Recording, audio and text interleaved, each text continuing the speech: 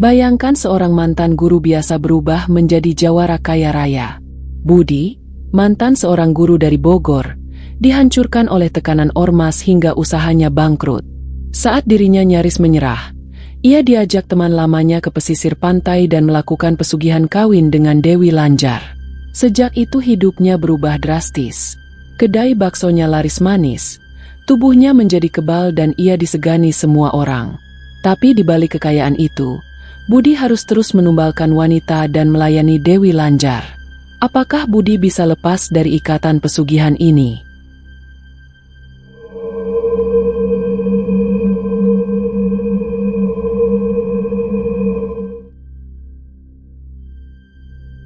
Budi menatap halaman rumahnya yang baru saja dibersihkan. Pagi itu ia diam sejenak, sambil duduk di kursi plastik di dekat gerobak bakso barunya. Setelah pensiun sebagai guru di salah satu sekolah dasar di Bogor, Budi memutuskan membuka usaha bakso. Ia tidak mau terlalu bergantung pada uang pensiun yang nilainya terus menipis setiap bulan. Dengan tabungan seadanya, ia membeli gerobak, peralatan masak dan bahan baku untuk mulai berjualan bakso. Gerobaknya ia tempatkan di halaman rumah yang menghadap jalan utama komplek. Istrinya yang bernama Rina membantu meracik bumbu dan melayani pelanggan yang datang. Di hari pertama, hanya 3 orang yang datang membeli bakso mereka. Namun senyum di wajah Budi begitu lebar, karena ini adalah langkah pertama dalam hidup barunya. Dalam seminggu jumlah pembeli mulai meningkat. Aroma kuah kaldu yang harum dan pentol yang empuk membuat tetangga sekitar ketagihan. Setiap pagi Budi bangun lebih awal untuk menyiapkan adonan, sementara Rina menyiapkan gerobak dan meja lipat. Mereka tidak mempekerjakan karyawan karena ingin menghemat pengeluaran. Bulan pertama terasa sangat menjanjikan. Bahkan ada satu hari, ketika baksonya habis terjual sebelum jam 4 sore.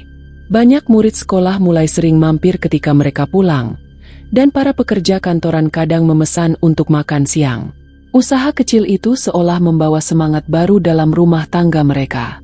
Tapi harapan tidak selalu sejalan dengan kenyataan. 3 bulan sejak kedai dibuka, mulai muncul wajah-wajah asing yang berdiri di dekat pagar rumahnya. Mereka tidak membeli bakso. Mereka hanya mengamati, dan sesekali tertawa kecil sambil menatap ke arah Budi. Hingga suatu sore, salah satu dari mereka masuk ke dalam kedai, dan memperkenalkan diri sebagai bagian dari ormas wilayah setempat. Mereka bilang sedang mengatur sistem keamanan lingkungan. Budi tahu maksud mereka adalah meminta jatah. Meski berat hati, Budi memberikan sejumlah uang dengan harapan mereka tidak datang lagi. Namun itu hanya awal. Seminggu kemudian mereka datang lagi, meminta lebih banyak dari sebelumnya. Kali ini jumlahnya 2 kali lipat. Budi masih mencoba sabar, tapi ia dan Rina mulai merasa tertekan. Setiap akhir pekan, orang-orang itu datang dengan wajah menyebalkan dan ucapan yang merendahkan. Kadang mereka duduk di kursi pelanggan, memakan bakso tanpa membayar. Ketika Budi menolak permintaan mereka yang semakin menjadi-jadi, ancaman mulai terdengar. Budi berusaha bersikap tegas, namun keputusannya untuk melawan malah menjadi petaka. Suatu malam saat hujan turun deras, Budi yang sedang menutup gerobaknya dikejutkan oleh kedatangan 6 orang bertubuh kekar. Mereka langsung memukulnya tanpa banyak bicara. Budi berusaha melawan tapi kalah jumlah. Rina yang mendengar keributan berteriak minta tolong. Namun para tetangga hanya bisa melihat dari balik jendela karena takut. Pukulan bertubi-tubi membuat wajah Budi lebam dan tubuhnya tergeletak tak berdaya di dekat gerobak. Salah satu dari mereka menyiramkan bensin ke bagian bawah gerobak dan menyalakan korek api. Api langsung membesar dan membakar sebagian gerobak, serta tikar plastik yang biasa digunakan pelanggan. Untung saja warga sekitar segera keluar dan membantu memadamkan api. Budi dilarikan ke rumah sakit dan harus dirawat selama seminggu, karena luka di kepala dan punggungnya. Rina selalu mendampingi suaminya dengan wajah penuh kecemasan. Hidup mereka yang baru saja mulai membaik kembali terpuruk. Sepulang dari rumah sakit, Budi hanya bisa duduk memandangi gerobak gosong yang tersisa. Sebagian besar kayunya hangus dan baunya masih menyengat. Beberapa hari kemudian, ia mencoba memperbaiki apa yang tersisa dari gerobak itu. Rina membuat kuah bakso seperti biasa, Meski rasanya sudah tak seistimewa dulu, mereka kembali membuka kedai dan berharap keberuntungan akan datang lagi. Namun nasib berkata lain. Seminggu berjalan, tak ada satupun pelanggan yang datang. Kadang hanya satu orang, itu pun tidak selalu membeli. Bahkan jika hujan turun, tidak ada yang lewat di depan rumah mereka. Budi mulai kehilangan semangat. Ia duduk berjam-jam di bangku sambil menatap jalan yang kosong. Rina mencoba menghibur dengan memasak makanan kesukaan Budi, tapi hasilnya tetap sama. Gerobak bakso mereka hanya jadi pajangan tanpa pembeli. Hari demi hari berlalu dan uang tabungan mulai terkikis. Mereka harus mulai mengurangi porsi makan dan menunda bayar listrik. Budi sering terdiam lama di malam hari, memikirkan jalan keluar untuk mereka. Terkadang ia berdiri di depan cermin dan bertanya pada dirinya sendiri, apakah keputusannya pensiun adalah sebuah kesalahan? Ia mulai merasa dihantui rasa bersalah terhadap Rina. Namun yang membuatnya terpuruk adalah perasaan bahwa dirinya telah gagal. Ketika rasa putus asa menguasai hati, pintu-pintu kegelapan mulai terbuka perlahan. Dan dari sanalah awal dari kisah yang lebih gelap akan dimulai. Rina menyapu halaman depan rumah dengan pelan. Sesekali memandangi gerobak bakso yang mulai berdebu. Sudah hampir 2 minggu tidak ada satupun pembeli yang datang. Daun-daun kering berserakan di bawah gerobak, yang kayunya menghitam karena sisa terbakar. Rina menggeser bangku plastik yang biasa digunakan pelanggan. Saat menyapu bagian samping gerobak, dia melihat sesuatu yang aneh tergeletak di dekat kaki meja. Bungkusan kecil berwarna putih, dibalut kain tipis yang diikat dengan benang hitam. Awalnya Rina mengira itu hanya sampah atau sisa kain lap. Dengan hati-hati Rina mengambil bungkusan tersebut dan membawanya ke dapur. Budi yang sedang duduk di kursi ruang tengah, langsung bertanya tentang benda itu. Rina meletakkan bungkusan di atas meja, dan menjelaskan bahwa dia menemukannya di dekat gerobak. Budi membuka ikatan kain putih itu dengan tangan gemetar. Saat kain terbuka, terlihat tumpukan tanah berwarna kecoklatan bercampur pasir halus. Namun yang paling membuat merinding adalah bau amis yang tercium menusuk hidung. Budi hanya menatap tanah itu tanpa berkata apapun. Dalam hatinya ia tahu ini bukan tanah biasa. Ini adalah tanah kuburan, yang sengaja diletakkan oleh seseorang dengan niat jahat. Orang yang menaruhnya pasti berniat menutup rezeki mereka secara gaib. Budi menatap wajah Rina yang tampak pucat. Ia mencoba menenangkan istrinya meski hatinya sendiri penuh kegelisahan. Sejak bungkusan itu ditemukan, suasana rumah mereka semakin sunyi. Angin malam terasa lebih dingin, dan suara aneh sering terdengar dari atap rumah. Kadang terdengar suara langkah kaki di atap, padahal tidak ada siapapun. Pintu dapur juga beberapa kali terbuka sendiri meski sudah dikunci rapat. Rina mulai merasa takut berada di rumah seorang diri. Bahkan di siang hari, Rina tetap menyalakan lampu kamar karena takut. Sementara itu, Budi hanya bisa merenung panjang setiap malam. Ia menyadari bahwa usahanya bukan hanya diganggu oleh manusia, tapi juga oleh kekuatan yang tidak bisa dilihat mata. Hari demi hari mereka hanya makan seadanya. Uang yang tersisa hanya cukup untuk membeli beras dan sedikit sayuran. Budi sempat mencoba berjualan lagi, tapi tetap tak ada yang datang. Beberapa orang yang lewat hanya melihat sekilas, lalu berjalan cepat seperti takut berhenti. Budi merasa seperti sedang dijauhi oleh sesuatu yang tidak kasat mata. Ia bahkan sempat mencium bau anyir dari kuah bakso yang baru saja ia masak. Padahal bahan-bahannya masih segar dan juga bersih. Setiap malam Rina menangis dalam diam. Ia tidak tahu harus berkata apa pada suaminya, yang juga terlihat semakin murung. Kadang-kadang Budi keluar rumah hanya untuk duduk di pinggir jalan dan menatap langit. Pikirannya terus mengulang kejadian demi kejadian yang menimpa mereka. Ia mulai berpikir bahwa usahanya benar-benar sudah mati. Hingga suatu malam saat semua orang di rumah sudah tidur, Budi duduk di meja makan dan menatap bungkusan putih yang kini disimpan di dalam botol kaca. Ia tahu benda itu harusnya dibuang, tapi entah kenapa ia tidak bisa melakukannya. Dalam hatinya, rasa takut mulai bercampur dengan kemarahan. Ia merasa dikalahkan oleh hal yang tidak bisa ia sentuh. Dan di saat seperti itulah, Ia mulai mengingat kembali kampung halamannya di Jawa Tengah. Di sanalah ia dibesarkan, dan di sana ia masih memiliki sahabat yang dulu sering menolongnya. Namanya Yono, teman sepermainan yang dulu tinggal tidak jauh dari rumah orang tuanya. Terakhir kali mereka berkomunikasi adalah 2 tahun yang lalu. Dan sejak saat itu mereka tidak pernah berkomunikasi lagi. Namun nama Yono terus muncul dalam pikirannya belakangan ini. Seolah ada sesuatu yang mendorong Budi untuk kembali mengingat masa kecilnya. Malam itu juga Budi memutuskan untuk pulang kampung. Ia menyampaikan niat itu kepada Rina keesokan paginya. Rina hanya diam, tapi matanya tampak berat melepas Budi pergi. Budi mengatakan bahwa ia hanya akan pergi beberapa hari untuk mencari udara segar dan menemui temannya. Ia membawa sepeda motor tua yang masih bisa digunakan, dan 1 tas ransel berisi pakaian seadanya. Rina membungkuskan beberapa potong roti dan sebotol air untuk bekal di jalan. Pagi itu tanpa banyak bicara Budi meninggalkan rumahnya, dan memulai perjalanan panjang menuju kampung halaman. Perjalanan memakan waktu hampir 8 jam, melewati perbukitan dan beberapa hutan yang sepi. Sepanjang perjalanan Budi hanya memikirkan satu hal, yaitu mencari Yono dan meminta bantuannya. Ia tidak tahu seperti apa kehidupan Yono sekarang. Namun ia berharap sahabat kecilnya itu bisa memberinya jalan keluar dari masalah yang menjerat hidupnya. Sesampainya di kampung, ia hanya bisa termenung di teras rumah peninggalan orang tuanya.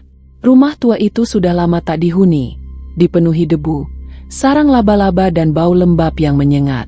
Malam pertamanya di kampung hanya dilalui dengan tidur di tikar usang, sambil menatap langit-langit yang mulai keropos.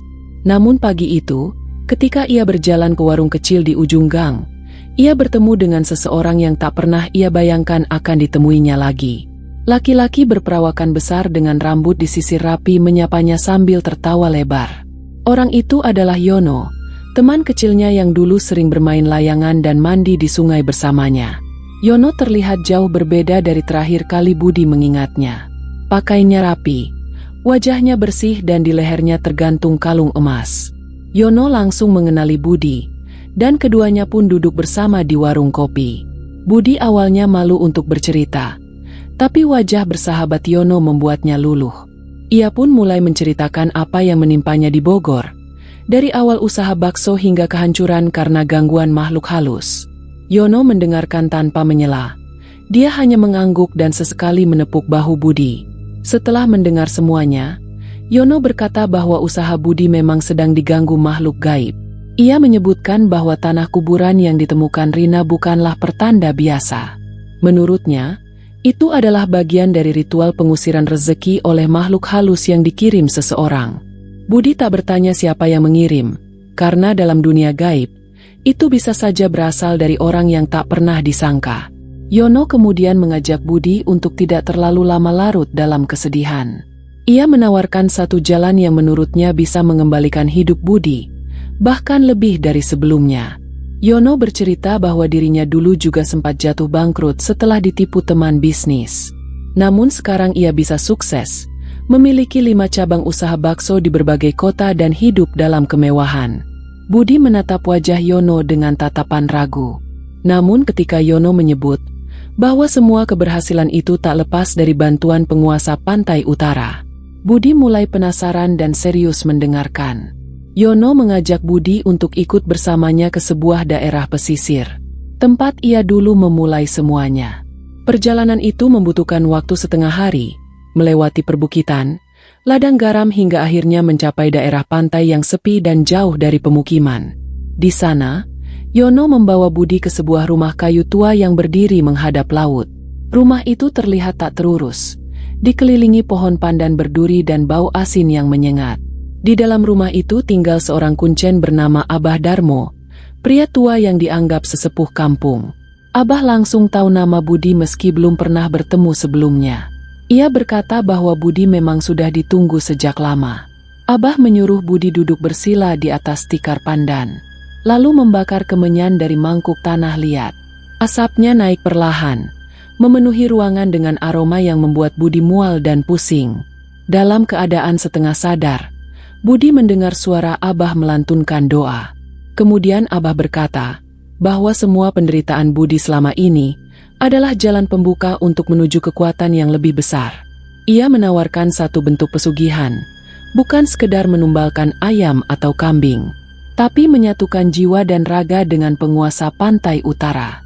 Nama yang disebut Abah adalah Dewi Lanjar, sosok gaib cantik yang berkuasa atas rezeki dan kesaktian di wilayah Laut Jawa. Budi sempat ingin menolak, tapi dalam hati kecilnya, ia merasakan tarikan aneh yang tak bisa dijelaskan. Abah berkata bahwa penyatuan jiwa bukanlah hal yang memaksa, tapi pilihan yang akan membuka pintu baru dalam hidup Budi. Yono kemudian menunjukkan sebuah cincin berwarna hijau yang ia kenakan, sebagai tanda bahwa ia sudah menyatu dengan Dewi Lanjar. Ia juga mengatakan bahwa setelah penyatuan, hidupnya langsung berubah drastis. Budi tak langsung menjawab. Ia memilih diam dan merenung di dalam rumah Abah. Di luar, suara deburan ombak terdengar seperti bisikan dari dunia lain. Malam itu Budi tidur di sana. Dalam mimpinya, ia melihat sosok wanita berbaju putih melayang di atas laut. Wanita itu memiliki wajah yang sangat cantik, namun matanya tajam seperti menusuk ke dalam pikirannya. Ia tersenyum lalu berkata bahwa waktunya akan segera tiba. Ketika Budi terbangun, keringat membasahi tubuhnya dan jantungnya berdetak cepat. Abah yang duduk di sudut ruangan hanya berkata bahwa mimpi itu adalah pertanda jika Dewi Lanjar sudah mulai membuka diri. Budi hanya menunduk. Ia tahu hidupnya akan berubah, tapi ia belum tahu sejauh apa perubahan itu akan membawa dirinya. Dan sejak hari itu, ia mulai berjalan menuju arah yang tak pernah ia bayangkan sebelumnya. Arah yang membawa nama besar, harta dan kekuatan, namun juga membawa rahasia dan kutukan yang tak bisa dihindari.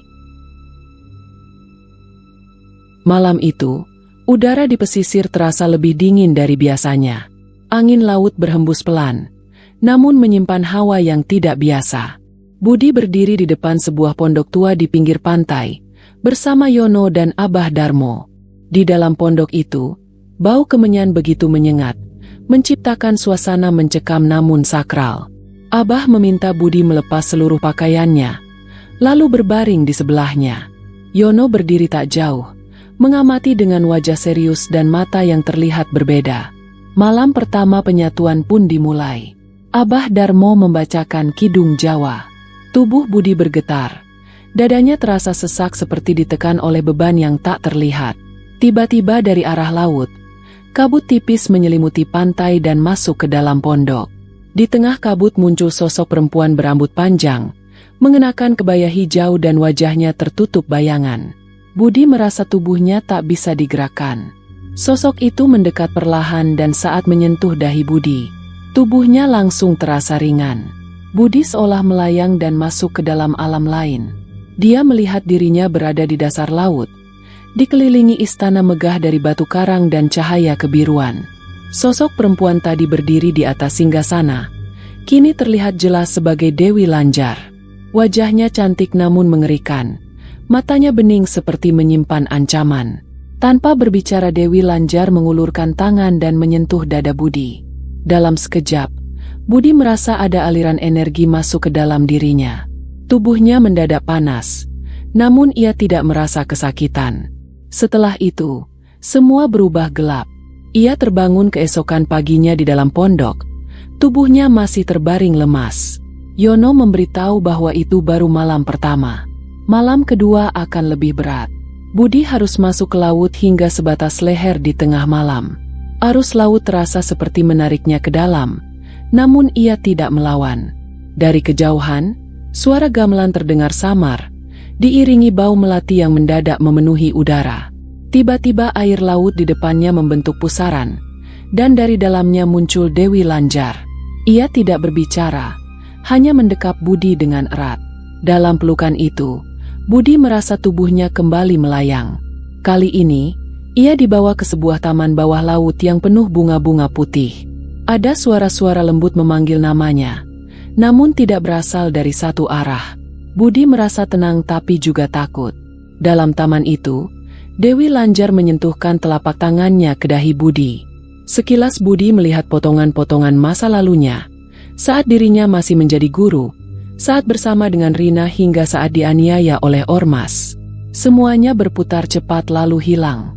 Ketika Budi kembali sadar, ia sudah berada di pondok dengan tubuh basah kuyup dan napas sesak. Malam ketiga adalah puncaknya. Budi diminta menyalakan kemenyan, berjumlah 77 di sepanjang garis pantai. Setiap kemenyan harus dinyalakan sambil menyebut nama Dewi Lanjar 3 kali. Saat kemenyan terakhir dinyalakan, angin berhenti dan suasana menjadi hening seperti mati. Dari tengah laut, muncul cahaya hijau yang perlahan mendekat ke daratan. Dewi Lanjar muncul dengan diiringi barisan makhluk air berwujud manusia namun bersisi. Mereka membentuk lingkaran di sekitar Budi, yang kini duduk bersila di atas pasir. Dewi Lanjar mendekat dan meniupkan sesuatu ke telinga Budi. Setelah itu Budi merasa tubuhnya terisi kekuatan besar, seolah mampu menggenggam angin. 3 peti kayu muncul dari balik pasir, masing-masing berisi koin emas yang masih mengkilap. Abah Darmo mengatakan bahwa penyatuan telah berhasil. Namun setiap kekuatan ada harganya. Budi hanya mengangguk, lalu membawa peti-peti itu ke rumah Yono untuk disimpan sementara. Keesokan harinya, dia pamit pulang ke Bogor. Kini hatinya tidak lagi ragu, karena tubuhnya menyimpan kekuatan yang tak bisa dijelaskan dengan akal manusia. Budi kembali ke Bogor dengan membawa 3 peti koin emas, yang ia terima dari penyatuan dengan Dewi Lanjar. Setibanya di rumah, Rina tampak bingung melihat perubahan pada wajah dan gerak tubuh suaminya. Namun Budi hanya tersenyum, dan mengatakan bahwa semua uang itu berasal dari Yono. Rina tidak bertanya banyak, karena matanya lebih sibuk menatap kilauan emas, yang tersembunyi dalam tas besar yang dibawa Budi. Beberapa hari kemudian, Budi kembali membuka usaha baksonya di tempat yang dulu. Kali ini dia menyewa tempat lebih besar dan mempekerjakan 3 orang karyawan. Dari hari pertama pembukaan, pembeli langsung membludak. Antrian mengular dari pagi hingga malam, membuat warga sekitar heran dengan cepatnya usaha Budi bangkit. Rasa baksonya tetap sama, tapi entah kenapa semua orang merasa ketagihan. Ada yang bilang kuahnya bikin hangat dan enak. Ada yang bilang dagingnya empuk tapi pada seperti tak pernah habis dikunyah. Padahal Budi tidak mengubah resep sedikit pun.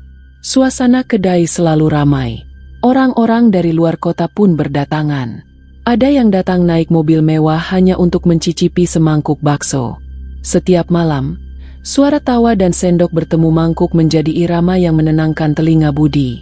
Namun ketenangan itu tak bertahan lama. Ormas yang dulu pernah merusak usahanya kembali datang. Mereka muncul dengan gaya lama, meminta jatah bulanan. Tapi kali ini Budi tidak diam. Dengan tubuh yang jauh lebih kekar dan tenaga yang terasa tak ada habisnya, Budi melawan mereka. Satu persatu anggota ormas berjatuhan, memegangi perut dan dada mereka. Budi hanya menggunakan tangan kosong, tapi dampaknya seperti terkena pukulan besi. Warga sekitar yang melihat kejadian itu hanya bisa terdiam. Mereka menyadari bahwa Budi bukan orang sembarangan. Dalam waktu singkat, nama Budi tersebar sebagai jawara baru di Bogor. Orang-orang mulai menghormatinya. Bahkan polisi setempat tak lagi berani sembarangan menegur. Beberapa pengusaha kecil meminta perlindungan darinya. Ada juga yang datang membawa hadiah sebagai tanda hormat. Namun Budi tetap bersikap tenang. Ia tidak mencari musuh, tapi juga tidak memberi ampun bagi yang mengganggu jalannya usaha. Di rumah, Rina mulai menikmati perubahan itu. Dia tidak lagi perlu memikirkan uang belanja atau cicilan rumah. Semua kebutuhan dipenuhi, bahkan lebih dari cukup. Budi membelikan mobil baru, perhiasan dan membayar semua utang mereka. Namun ada sesuatu dalam diri Budi yang terasa berbeda. Dia lebih pendiam, sering memandangi langit malam dan terkadang bicara sendiri. Rina sempat mendengarnya menyebut nama Dewi Lanjar dalam tidurnya. Tapi Budi selalu menyangkal dan mengatakan itu hanya mimpi aneh. Meski begitu, setiap malam Jumat Budi selalu pergi entah kemana dan baru pulang menjelang subuh. Tak ada yang tahu kemana dia pergi. Bahkan Rina pun tidak pernah bertanya. Dia hanya merasakan bahwa kini suaminya menyimpan sesuatu yang tak bisa dia sentuh. Usaha bakso Budi semakin berkembang. Dalam hitungan bulan, dia membuka 2 cabang baru. Setiap cabang selalu penuh pengunjung. Semua berjalan mulus, seolah tak ada hambatan di dunia ini yang bisa menghentikan usaha Budi. Namun di balik semua itu, ada mata tak terlihat yang selalu memperhatikan gerak-geriknya. Ada bisikan dari dasar lautan yang terus memanggil namanya. Dan Budi tahu, cepat atau lambat dia akan kembali dipanggil oleh kekuatan yang telah memberinya segalanya. Setelah berhari-hari diliputi kesibukan dan kemewahan, Budi mulai merasa tenang. Namun ketenangan itu tak bertahan lama. Pagi itu Rina jatuh pingsan di dapur. Tubuhnya panas tapi tak seperti demam biasa. Kulitnya memerah dan mulai melepuh seperti terbakar dari dalam. Budi yang panik dan ketakutan berusaha membawa Rina ke rumah sakit. Namun tak ada dokter yang bisa menjelaskan apa penyebab pasti dari luka-luka itu. Semua hasil tes menunjukkan tubuh Rina normal. Tapi matanya kosong seperti tak mengenal siapapun. Malamnya, Rina menggigil hebat seperti kerasukan sesuatu. Budi duduk di sampingnya berdoa dalam hati, tapi tak tahu harus berbuat apa. Tak lama setelah itu, ia memutuskan menghubungi Yono. Suaranya bergetar ketika menceritakan kondisi Rina. Yono mendengarkan dengan tenang, lalu menjawab dengan nada berat. Dia mengatakan bahwa Rina sedang menerima dampak dari ikatan pesugihan yang dijalani Budi. Menurut Yono, ada dua pilihan yang bisa diambil. Pertama, Budi bisa menjadikan Rina sebagai tumbal pesugihan. Dengan begitu, penyakitnya akan hilang dan kekuatan pesugihan akan semakin besar. Kedua, Budi harus kembali ke pesisir dan melanjutkan penyatuan dengan Dewi Lanjar. Budi tak bisa menjawab saat itu juga. Pikirannya kacau, hatinya bercampur aduk antara rasa cinta dan takut. Namun malam itu juga, dia melihat tubuh Rina yang semakin rusak. Lepuhan menyebar ke wajah dan leher. Ia tampak kesakitan meski tak bisa lagi bicara. Akhirnya Budi mengambil keputusan. Ia mencium kening Rina, meninggalkan sejumlah uang di meja kamar lalu pergi secara diam-diam.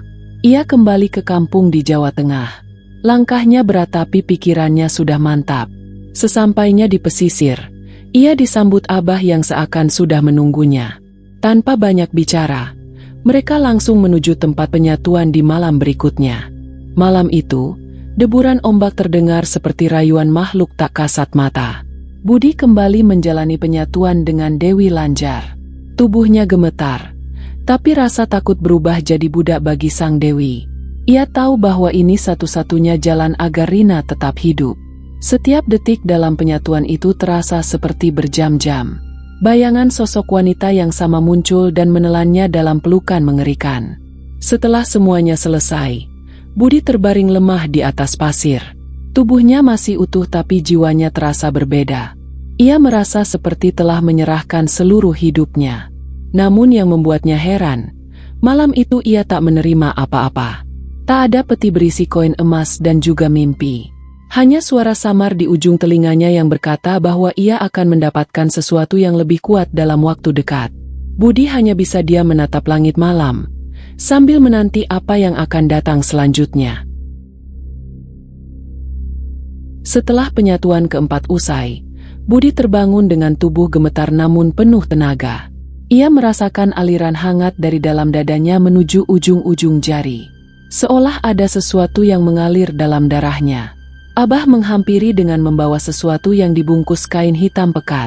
Dengan perlahan, Abah membuka kain tersebut dan memperlihatkan sebuah batu mustika berwarna hijau, yang mengeluarkan sinar samar meski tidak terkena cahaya langsung. Batu itu kecil, tetapi terasa berat saat diletakkan di telapak tangan Budi. Abah menjelaskan bahwa batu itu adalah mustika pemberian Dewi Lanjar. Sebagai bentuk penerimaan dan pengikat, mustika itu akan menjadi sumber kekuatan bagi Budi, kekuatan yang melampaui manusia biasa. Namun seperti biasa, segala sesuatu yang diberikan oleh bangsa jin tidak pernah gratis. Abah mengingatkan bahwa kekuatan ini datang dengan syarat yang tak bisa ditawar. Budi harus menerima perintah baru yang jauh lebih berat dari sebelumnya. Syarat itu membuat kening Budi berkerut. Ia diminta untuk terus mempersembahkan tumbal, bukan lagi berupa rasa takut atau darah musuh, melainkan perempuan-perempuan yang mau menyerahkan tubuh mereka padanya. Tidak boleh ada ikatan pernikahan, Tidak boleh ada cinta. Semua hanya sekedar hubungan jasmani, sebagai bagian dari ritual penyerahan nafsu pada kekuatan Laut Selatan. Awalnya Budi ragu, namun ia memikirkan Rina yang sedang sakit.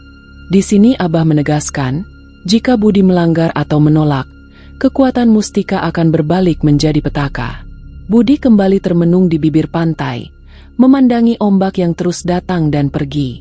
Suara bisikan dari laut terdengar di telinganya, seakan menyambutnya ke dalam dunia yang lebih gelap dan dalam. Beberapa malam berikutnya, Budi mulai menerima syarat itu perlahan-lahan. Ia mendekati beberapa perempuan di pasar dan kota sekitar, yang tertarik pada ketampanan dan harismanya. Setiap perempuan yang dia sentuh secara jasmani, entah bagaimana selalu hilang kontak setelah semalam bersama Budi. Mereka seperti ditelan bumi, hilang tanpa jejak dan kabar. Namun Budi justru merasa semakin kuat setiap kali itu terjadi. Tubuhnya tak lagi lelah meski bekerja seharian. Bahkan ia bisa memecahkan kayu hanya dengan pukulan tangan kosong. Di matanya kini ada sorot mengerikan, yang membuat orang enggan menatapnya terlalu lama. Ia semakin disegani, bahkan oleh orang-orang yang dulunya pernah memukul dan menghinanya. Budi mulai menikmati kekuatan itu. Mustika selalu ia bawa dalam kantong kecil di pinggang, dibungkus kain dan diberi kemenyan setiap malam Jumat. Ia tidak lagi bermimpi buruk, tapi justru bermimpi berada di taman indah di dasar laut, dengan wanita-wanita cantik yang mengelilinginya. Semua itu membuat Budi lupa pada ketakutan masa lalu. Ia kini merasa tak terkalahkan, tak tersentuh oleh hukum manusia atau sakit yang biasa menimpa orang awam. Setiap kali ia hendak membuka kedai, pembeli sudah mengantri sebelum pintu dibuka. Uang mengalir deras dan ia mulai membuka cabang di daerah lain. Namun di balik senyum yang ia tunjukkan ke pelanggan, ada perasaan kosong yang mulai menggerogoti. Rina masih belum sembuh dan setiap ia pulang, istrinya itu hanya bisa menatap kosong ke langit-langit kamar. Meski tubuhnya kini lebih kuat, hatinya mulai lelah dengan semua syarat yang harus ia penuhi. Namun sekali melangkah, ia tak lagi bisa mundur. Budi telah menjadi bagian dari kekuatan gaib, dan selama mustika itu masih dalam genggamannya, ia tahu bahwa hidupnya tidak akan lama lagi.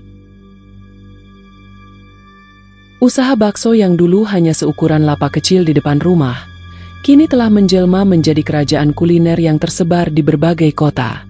Nama Budi menjadi pembicaraan di kalangan pengusaha makanan, karena keberhasilannya dianggap luar biasa.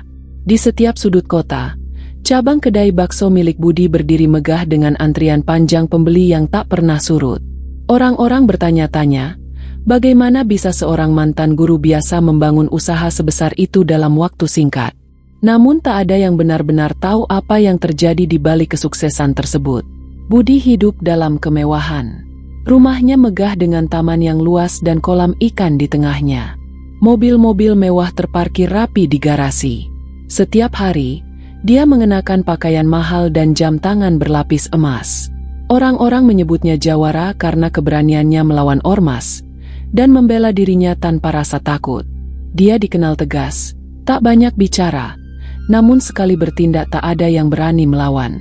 Banyak yang mengagumi keberaniannya, namun ada juga yang diam-diam takut karena merasa ada aura lain yang menyelimuti tubuh Budi. Di balik semua kemewahan itu, Budi masih rutin melakukan ritual penyatuan dengan Dewi Lanjar. Tiap malam Jumat Kliwon, dia akan pergi ke sebuah tempat tersembunyi di pinggir laut dan menghilang hingga pagi. Tak ada yang tahu apa yang dia lakukan di sana, termasuk Rina. Sejak diberi batu mustika, tubuh Budi tak pernah sakit. Ototnya semakin kuat dan tenaganya seperti kuda liar. Setiap kali dia menyentuh mustika itu, ada hawa hangat menyusup ke dalam tubuhnya. Namun kekuatan itu punya harga. Budi harus terus mencari wanita untuk dijadikan tumbal baru. Dia tak bisa menikahi mereka, hanya bisa menyatu dengan mereka, lalu membiarkan mereka pergi tanpa arah. Rasa bersalah sempat menghantui Budi, tapi semua itu lenyap saat dia memandangi tumpukan uang dan emas yang terus datang. Rina tetap berada di sisinya, meski tanpa anak dan tanpa kehidupan rumah tangga yang normal. Dia lebih banyak diam dan menerima semua perubahan yang terjadi pada Budi. Wajahnya yang dulu cerah kini terlihat pucat seperti bayangan. Orang-orang hanya melihat senyuman di wajah Rina ketika mendampingi Budi, tapi tak ada yang benar-benar tahu apa yang dia rasakan. Suatu malam Budi berdiri di atas balkon rumahnya. Dari sana dia bisa melihat lampu-lampu kota. Di balik gelapnya malam, suara ombak seolah memanggilnya. Mustika di tangannya berdenyut hangat. Dia tahu waktunya untuk kembali dan Dewi Lanjar menanti. Dengan semua kekuatan dan kekayaan yang telah diberikan, tak ada lagi jalan untuk mundur. Budi sudah menjadi milik dunia lain. Dan selama dia masih hidup, dia akan terus melayani dan memberikan tumbal seperti yang diminta. Cerita tentang Budi pun menjadi legenda. Orang-orang mengenalnya sebagai pengusaha sukses yang merangkak dari bawah. Namun tak ada yang menyangka bahwa di balik kejayaannya, ada kekuatan gaib yang mengikat hidup dan jiwanya untuk selamanya.